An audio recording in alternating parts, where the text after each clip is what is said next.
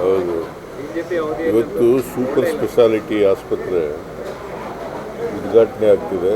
2017ರಲ್ಲಿ ನಾನೇ ಶಂಕುಸ್ಥಾಪನೆ ಮಾಡಿದ್ದದು, ನಾನೇ ಉದ್ಘಾಟನೆ ಮಾಡ್ತಾ ಇದ್ದೀನಿ. BJPಯವರು ಏನೂ ಮಾಡಲಿಲ್ಲ. 4 ವರ್ಷ ಇದ್ರಲ್ಲ ಅವರು. ಕುಮಾರಸ್ವಾಮಿ 1 ವರ್ಷ 2 ತಿಂಗಳು, ಇವರು 4 ವರ್ಷ 3 ವರ್ಷ 10 ತಿಂಗಳು. ಭಾಳ ಹಿಂದೆನೇ ಆಗಬೇಕಾಗಿತ್ತು.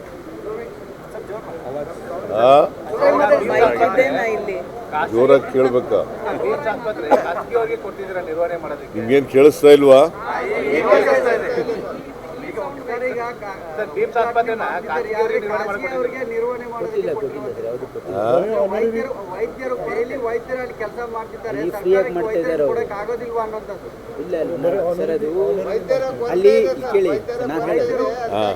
ಈಗ ಅದು ಯಾರಿಗೂ ಕೂಡ ಖಾಸಗಿಯವ್ರಿಗೆ ಕೊಟ್ಟಿಲ್ಲ.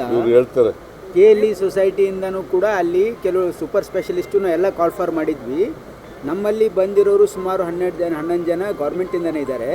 ಯಾವ್ಯಾವ ಡಿಪಾರ್ಟ್ಮೆಂಟಿಂದ ಬಂದಿಲ್ಲ, KLE ಸಂಸ್ಥೆಯಿಂದ ಇಲ್ಲಿ ಆನರರಿ ಕೆಲಸ ಮಾಡ್ತಾ ಇದ್ದಾರೆ. ನಾವು ನಿರ್ವಹಣೆ ಕೊಟ್ಟಿಲ್ಲ.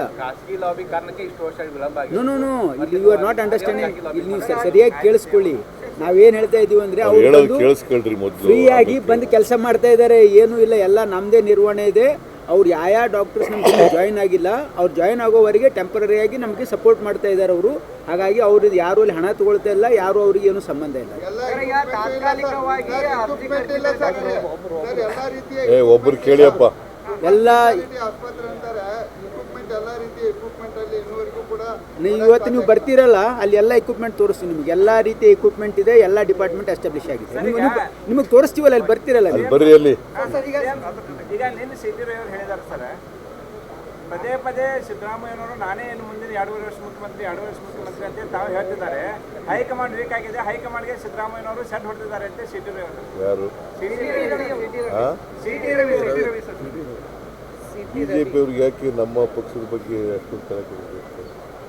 ಅವ್ರು ಕೆಲಸ ಮಾಡೋದು ಬಿಟ್ಬಿಟ್ಟು ನಮ್ಮ ಪಕ್ಷದ ಆಂತರಿಕ ವಿಚಾರಗಳ ಬಗ್ಗೆ ಯಾಕೆ ತಲೆ ಕೆಡಿಸ್ಕೊತಾರೆ? ಯಾಕೆ ತಲೆ ಕೆಡಿಸ್ಕೊತಾರೆ? ಅವ್ರು ಯಾರ್ರಿ ಅವರು? ಈ ಸೀಟ್ ಅವರ high command. I do not want to reply BJP's ಕೊಯ್ರಿ. ಸರ್, NDRF ಅನುದಾನವನ್ನ ಕೇಂದ್ರ ಕೊಡ್ತಾ ಇರುವಂತ NDRF ಅನುದಾನವನ್ನ ಗ್ಯಾರಂಟಿ ಯೋಜನೆಗಳಿಗೆ ಬಳಸ್ಕೊಳ್ತಾ ಇದ್ದೀರಿ ಅಂತೇಳಿ ಆರ್ ಅಶೋಕ್ ಅವರು ಆರೋಪ ಮಾಡ್ತಾ ಇದ್ದಾರೆ. ಮತ್ತೆ ಅದನ್ನೇ ಹೇಳಿದ್ರೆ ಹೆಂಗೆ? NDRF ದುಡ್ಡಿದೆಯಲ್ಲ, ನ್ಯಾಷನಲ್ ಡಿಸಾಸ್ಟರ್ ಫಂಡ್, ಅದನ್ನು ನಾವು ಯಾವತ್ತೂ ಕೂಡ ಗ್ಯಾರಂಟಿ ಯೋಜನೆಗಳಿಗೆ ಬಳಸ್ಕೊಳ್ಳೋದು.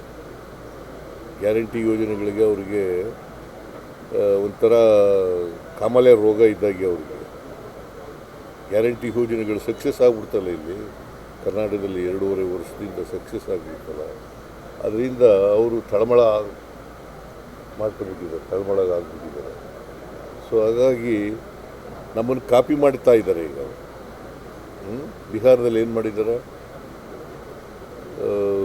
ದಿಲ್ಲಿನಲ್ಲಿ ಏನು ಮಾಡಿದ್ದಾರೆ, ರಾಜಸ್ಥಾನದಲ್ಲಿ ಏನು ಮಾಡಿದ್ದಾರೆ, ಮಧ್ಯಪ್ರದೇಶದಲ್ಲಿ ಏನು ಮಾಡಿದ್ದಾರೆ, ಮಹಾರಾಷ್ಟ್ರದಲ್ಲಿ ಏನು ಮಾಡಿದ್ದಾರೆ, ಹರಿಯಾಣದಲ್ಲಿ ಏನು ಮಾಡಿದ್ದಾರೆ. ಇದೇ ನರೇಂದ್ರ ಮೋದಿಯವರು ಯಾವ ಕಾರಣಕ್ಕೂ ಕೂಡ ಇಂಪ್ಲಿಮೆಂಟ್ ಮಾಡೋಕ್ಕಾಗಲ್ಲ ಅಂತಂದು ಗ್ಯಾರಂಟಿ ಯೋಜನೆಗಳು ನಾವು ಮಾಡಲಿಲ್ವ?